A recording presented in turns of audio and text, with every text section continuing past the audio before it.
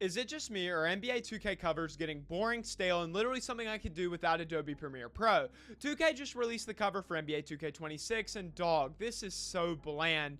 I don't mind Shea being on the cover. I actually think that's well deserved. MVP, NBA champion, one of the brightest young stars in the NBA. Same with the Carmelo Anthony edition. Like, I love that Melo is finally getting some much needed credit from 2K, but these covers are not good. It is literal pictures from a game that you could have gotten on Getty Images, throw the 2K logo on it, and boom, you've got a cover that millions of consumers are gonna see. Madden did the same thing, at least with Saquon. It's a cool picture. I mean, the backwards hurdle is tough, but I ask myself, what's going on? So I did some research, and if you look at NBA 2K covers from the last 10 to 12 years, you can totally see this demise, this very corporate, modern, boring feel, and it takes the soul out of these covers. I just praised College Football 26 for its super vibrant coloring on this year's cover. You can feel the energy of this game through the cover itself. NBA 2K25 was just a picture of Jason Tatum, again, that I could have made with Pixar on the App Store.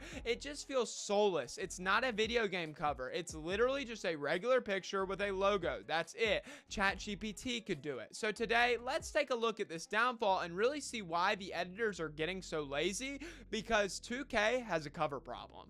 Just for some context, I am only going to be looking at the base games. As great as 2K23, 2K22, and 2K20's Legend Editions are, the average consumer is going to purchase the base game, so that is what we're going to be looking at. Starting out, let's go to 2017. We are coming off what I would call a high for the series as far as covers go. We've got NBA 2K14, 15, 16, and 17, who you could say all had similar cover styles with the red and black with the red smoke in the background, pictures of the players perfectly centered. You can feel the depth. You can't tell me you weren't excited to get these games off the shelf. These covers match the time of 2K in the early to mid 2010s. I particularly love NBA 2K15 with Kevin Durant on the front. I look at this cover and it's just near perfection. I remember seeing this game in GameStop the day it came out, and I just had to have it. I wasn't old enough to factor in the gameplay, the animations, or even looking at a review of this game. My first impression of a game was the cover, so all of these games succeeded in giving off a certain aura.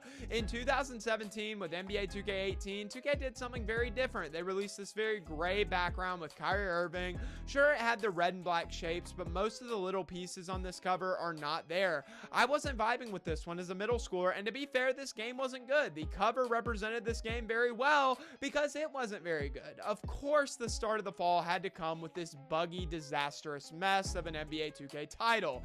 Yeah, this cover's boring. NBA 2K19 followed a similar path. It took all the red and black shapes of the last game and replaced them with some very blocky, cartoonish letters describing the cover athlete Giannis Antetokounmpo. In 2 short years, we went from this banger with Paul George on the front to this Giannis cover. I hate it for Giannis because he was literally the perfect candidate to be on the cover of 2K. I did enjoy this game, and this was still around the time where I just loved 2K. I played hours and hours a day, not a care in the world, and it was just better than 2K18. And even from the cover perspective, I will say that this is better than the year prior, but it's still just so boring, corporate. 2K20 was a masterpiece. I love this cover. Anthony Davis on the front for the second time in 4 years after being one of the 3 athletes on NBA 2K16. This goes back towards the golden era of 2K covers like I was talking about. The red and black, plenty of depth with the street ball basket and all the different pieces. I mean, looking at this picture 6 years later, I'm still seeing stuff that I have never seen before, and I bought this game on release day. This is a good cover. It doesn't feel so lifeless. It's got soul. It's got heart. It makes you excited to play the game. 2K21, we've got a weird case because we do have to look at 2 covers, because if you remember, this was the year of the next-gen consoles, the Xbox Series X and the PS5,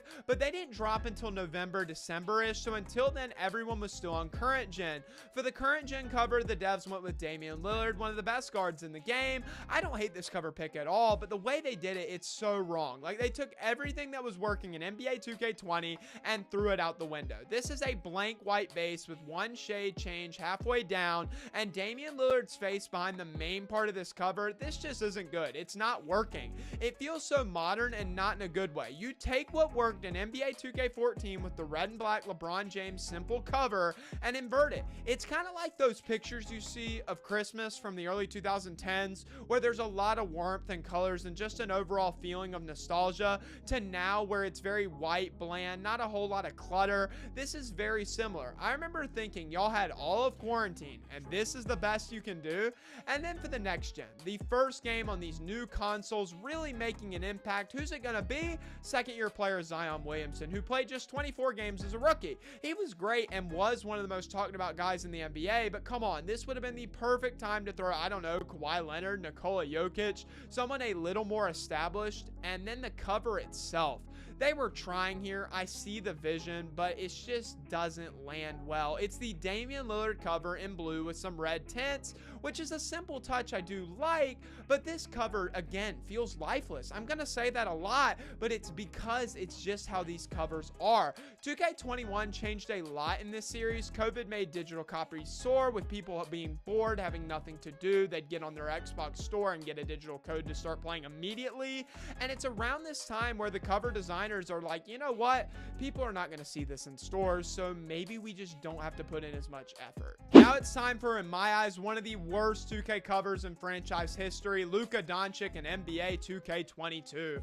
I understand the athlete pick here. Luka was having an amazing start to his NBA career, but dude, this is so bad. Again, the white base with a white jersey, not a good start. They tried the two-picture thing again, and it's just not hitting for me. This feels like a stencily mess. Maybe a poster that you would see in a child's bedroom that they got from the Scholastic Book Fair. The blue isn't even the right color blue. It's way too light. Again, it feels so modern and boring. There's just no depth.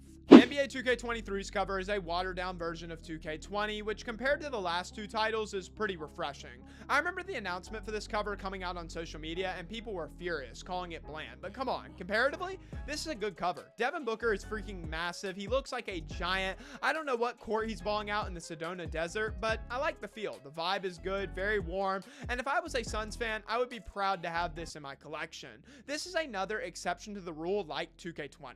NBA 2K24 is a hard one for me because a lot of people do generally like this cover, and I understand why. You got Kobe on the front. It feels very monumental. This feels like a video game cover. Good coloring, bright. Kobe about to jam one on somebody's head. I know what you're saying, but there's no background. It's flat, and it's true, so I can't give it flying colors because I think they could have definitely done more with a Kobe legend cover, but this still feels like a basketball video game, not a poster, not a social media post. If I saw this cover in a store as a kid, I'd be excited to pick it up. And now we're back to 2K25. I touched on it a little bit in the intro, but geez, this one is trash. Jason Tatum, literally a picture off of Google Images, maybe, just maybe the Celtics social team. There's zero life in this cover. I mean, come on, you've got the NBA champion, arguably the best player on that team, and this is the best you could do? I could do this with my eyes shut. It is absolutely terrible, lazy, boring, so many words, and none of them are good. It's pretty obvious that the designers over at Take-Two Interactive have just gotten lazy. They have given up.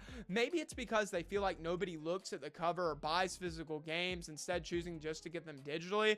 I don't know, but I do know that these covers are so bad, and I think they're only going to get worse.